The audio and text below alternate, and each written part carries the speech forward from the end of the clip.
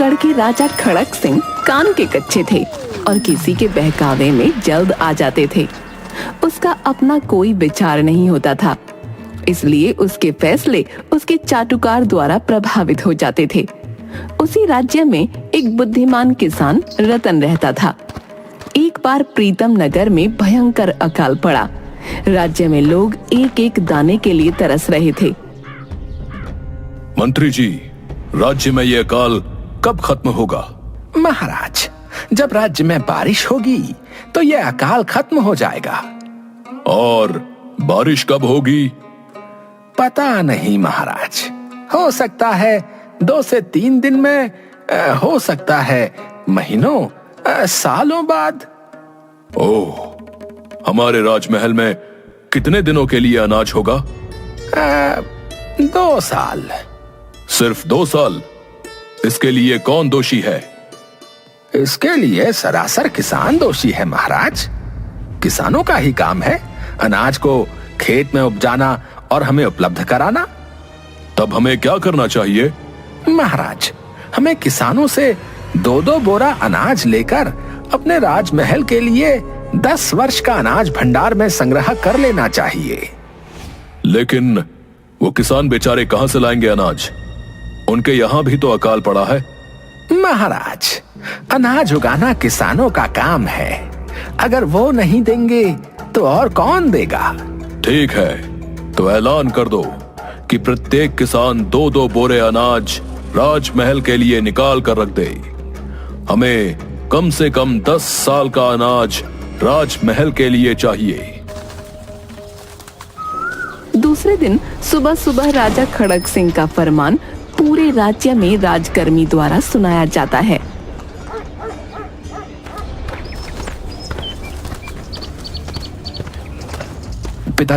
पिताजी कहाँ हो? ले देकर हमारे पास 2 बोरे अनाज ही है, वो भी राजा को दे देंगे तो हम भूखे मर जाएंगे।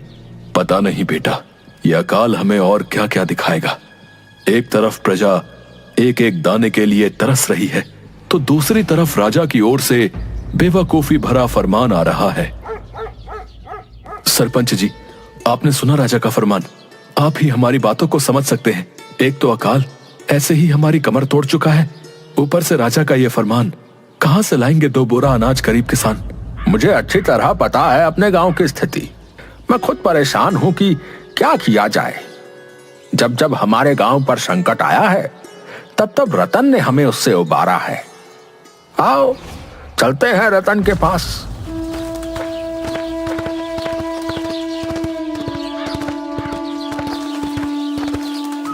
रतन, ओ रतन, अरे बाहर निकल भाई।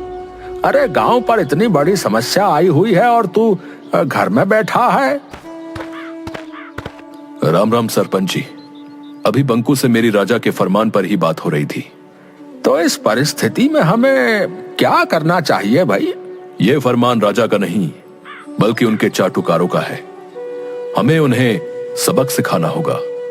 अब लेकिन हम ऊंचे पदों पर बैठे मंत्रियों को कैसे सबक सिखाएंगे भाई? है? हमारी बात राजा क्यों सुनेंगे? सरपंच जी, आप राज सैनिकों को बोल दीजिए कि रतन राजमहल के लिए किसी को अनाज नहीं देने जा रहा है।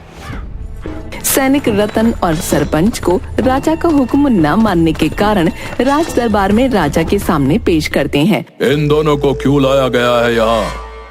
महाराज, इन्होंने 2 बोरा अनाज न खुद दिया है और न ही गांव वालों को देने दिया है। अच्छा, क्यों जी? तुम लोगों ने अनाज देने से मना क्यों किया और गांव वालों को क्यों भड़काया? अनाज उपलब्ध कराना तुम किसानों का ही काम है, फिर भी तुमने लोगों को भड़काया। ये तो राजद्रोह है। इसके लिए तुम दोनों को फांसी हो सकती है। सरपंच मन ही मन सोचता है, रतन पर विश्वास कर अनाज देने से मना किया, आज फांसी तय है। वो रतन की ओर देखता है। महाराज, हमारे गांव से पानी सहित बादलों की चोरी हो गई है, इसलिए हम लोग अनाज देने में असमर्थ हैं। बादलों की चोरी, इसके लिए कौन जिम्मेदार है? इसके लिए तो मंत्री जी जिम्मेदार है महाराज। नहरों, कुएं द्वारा हमारे खेतों में पानी पहुंचाना और हमारी रक्षा करना तो राज्य प्रशासन का काम है महाराज, और राज्य के प्रशासन की जिम्मेदारी मंत्री जी का काम है। क्यों मंत्री जी, आपके रहते बादलों की चोरी कैसे हो गई? महाराज, बादलों का आना जाना तो एक प्राकृतिक मामला है, इसमें हम क्या कर सकते हैं? महाराज, अपने पड़ोसी राज्य में जहां के मंत्री जी हमारे मंत्री जी का खास मित्र है, वहां अच्छी बारिश हुई है। मंत्री जी, कहीं आपने अपने मित्र को मदद तो नहीं पहुंचाई? 2 दिनों के अंदर इनके गांव में पानी भरा बादल पहुंच जाना चाहिए, नहीं तो आपको सजा दी जाएगी। तुम दोनों जा सकते हो। 2 दिनों के अंदर अगर तुम लोगों के गांव में पानी लेकर बादल नहीं पहुंचा तो आकर मुझे बताना। मैं चला था दूसरों पर ठीक राह फोड़ने, उल्टा मुझ पर ही फूट गया। ये किसान मुझे कहां फंसा के चले गए। रतन और हुकुमचंद लौटकर अपने गांव आ जाते हैं। गांव वाले सब खुशी से झूम उठते हैं। दूसरे दिन सुबह सुबह मंत्री देव सिंह रतन के घर पहुंचते हैं। रतन, अरे भाई रतन, जरा बाहर आना। कहां फंसा कर रख दिया तूने?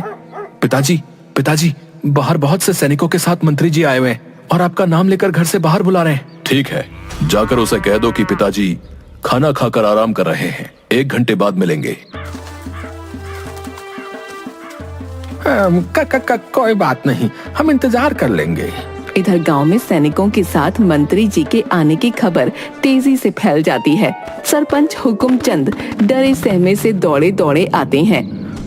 प्रणाम महाराज, आप खुद सुबह सुबह हमारे गांव पधारे, कोई बात हो गई क्या? अरे हमें बुला लिया होता। अरे सरपंच जी, वो क्या है कि मुझे आप लोगों से ही मिलना था, तो सोचा कि चलकर खुद मिल लूं। रतन के बेटे ने बताया कि रतन खाकर आराम कर रहा है, 1 घंटे बाद आएगा, बस उसी का इंतजार कर रहा हूं। अरे आप खड़े क्यों हैं? बैठिए ना। अरे गांव वालों, अपने अपने घर से जरा खटिया लाना, मैं अभी रतन को अंदर से बुला कर लाता हूं। अरे रतन, बाहर मंत्री जी सैनिकों के साथ इंतजार कर रहे हैं और तू यहाँ पर आराम से बैठा है। चल बाहर जल्दी चल, पता नहीं सुबह सुबह ये लोग क्यों आए हैं। सरपंच जी, जब मंत्री जी को खुद की गर्दन रस्सी में फंसी दिखाई दी तो दौड़े दौड़े हमारे गांव आए हैं, नहीं तो मैंने अपने जीवन में आज तक मंत्री जी को इस गांव में नहीं देखा। कुछ भी हो, वो हमारे मंत्री हैं, हमें उन्हें ज्यादा इंतजार नहीं करवाना चाहिए। चलो बाहर चलते हैं। प्रणाम मंत्री जी, मुझ गरीब की कुटिया पर कैसे आना हुआ? सब कुशल क्षेम तो है ना? भाई तू तो समझदार है? तू जानता है कि बादलों की चोरी नहीं हो सकती, बादल प्राकृतिक रूप से विचरण करते हैं। फिर तूने उसकी चोरी होने की खबर क्यों राजा को बताई, और उसके लिए मैं कैसे जिम्मेदार हूँ? ठीक वैसे ही आप बादल के लिए जिम्मेदार हो, जिस प्रकार हम किसान अनाज के लिए जिम्मेदार हैं। शासक का काम है कहीं से भी सुविधा उपलब्ध कराना। ठीक है भाई, मैं अपनी गलती मानता हूँ। अब क्या करें ये बताओ? अगर 2 दिनों के अंदर बादल आकाश में नहीं छाया तो मुझे फांसी या आजीवन कारावास हो जाएगा। देखो मंत्री जी, 3 से 4 महीने में बारिश होनी ही है। अगर नहीं भी हुई तो यहाँ से 40 कोस दूर जो झील है, उससे 3 महीने में हम सभी मिलकर नहर खोदकर पानी ले आएंगे। मुझे कुछ समझ नहीं आ रहा है, तुम्हारी क्या योजना है? राजा ने हमें 2 दिन का समय दिया है, फिर 3-4 महीने का समय कहाँ से आएगा? ऊपर से अकाल से त्रस्त किसान और जनता के पास खाने को कुछ नहीं है, तो फिर ये नहर खोदने का काम कैसे करेंगे? राजा से बोल दीजिएगा कि बादलों के राजा से आपकी बात हुई है। उन्होंने कहा है कि अगर तुम लोग जनता को 4 महीने खाना और मजदूरी दोगे तो 4थे महीने तुम्हारे खेतों में पानी की कमी नहीं होने दूंगा। लेकिन इन 4 महीनों में अगर बारिश नहीं हुई तो फिर क्या होगा? 4 महीने अगर सारी जनता को खाना और काम मिल जाए तो 4 महीने काफी हैं 40 कोस से नहर खोदकर खेतों में पानी को लाने के लिए, और ये काम अकाल को हमारे राज्य से सदा के लिए भगा देगा। समझ गया। राजमहल में पूरी जनता के लिए कम से कम 6 महीने का अनाज संग्रहित है। मैं अभी तुरंत जाकर महाराज के सामने ये विचार रखता हूँ।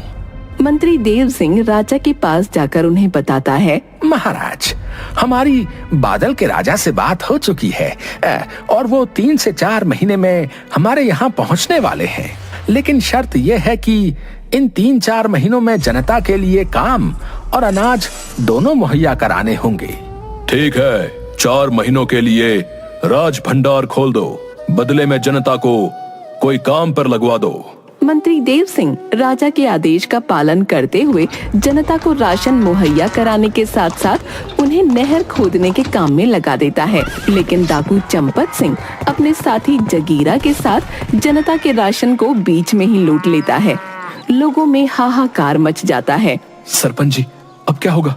कितनी मेहनत से रतन ने अकाल के समय प्रजा को काम और राशन दोनों दिलवाया था, लेकिन चंपत सिंह के गिरोह ने सब गड़बड़ कर दिया। जनता ने काम करने से मना कर दिया है। हाँ पंडित जी, मुझे भी यही चिंता सता रही है। सारे लोग कह रहे हैं कि जब बच्चे घर में भूखे होंगे तो हम बाहर निकलकर काम कैसे करेंगे। हाँ, अब तो बस रतन का ही सहारा है, वही कोई उपाय बताएगा। ठीक कह रहे हो, चलो रतन के पास ही चलते हैं।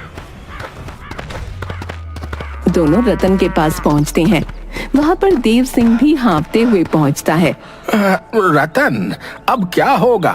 सारा काम ठप हो गया है। मैंने राजा से कहकर प्रजा के लिए राशन भी राज भंडार से भिजवा दिया, लेकिन बीच में ही डाकू चंपत सिंह को इसकी भनक लग गई और उसने सारा अनाज लूट लिया। चंपत सिंह का कोई जासूस जरूर राज दरबार में है, तभी उसे बैलगाड़ियों में राशन होने की जानकारी लगी। हो सकता है, लेकिन वो बाद में जांच का विषय है। अभी क्या करना है? अगर 4 महीने के अंदर नहर का पानी खेत में नहीं आया तो राजा मुझे फांसी पर चढ़ा देंगे, क्योंकि अनाज का भंडार भी राजमहल में खाली हो चुका होगा। ठीक है, तो आप ये खबर फैला दीजिए कि झील से खेतों के बीच किसी भी जगह सोने का बहुत बड़ा खजाना है। जो भी खोजेगा उसे आधा खजाना दे दिया जाएगा। देव सिंह ठीक वैसा ही करता है। जल्दी ही ये खबर डाकुओं के सरदार चंपत सिंह तक पहुंच जाती है। सुना सरदार, झील और खेतों के बीच बहुत बड़ा खजाना है। लेकिन झील और खेतों के बीच 40 कोस की दूरी है। इतने बड़े क्षेत्र में खोजने में कम से कम 100 साल लगेंगे। क्यों ना हम लूटे गए राशन को जनता को लौटा दें, ताकि वो काम पर लग जाए, और जब खजाना निकलेगा तो फिर हम खजाने को लूट लेंगे। वाह जगीरा, शाबाश। ऐसे ही नहीं तुम मेरे खास आदमी हो। आज रात सारा अनाज गांव के पास जाकर रख दो। सुबह सुबह लोग खेतों में अनाज को देख खुशी से झूम उठते हैं और सब मिलकर काम पर लग जाते हैं। हुकुमचंद, ज्ञानचंद और रतन तीनों एक दूसरे को देखकर मुस्कुराने लगते हैं। 4 महीने बाद नहर में पानी आ जाता है और हर खेत में फसल लहलहा उठती है।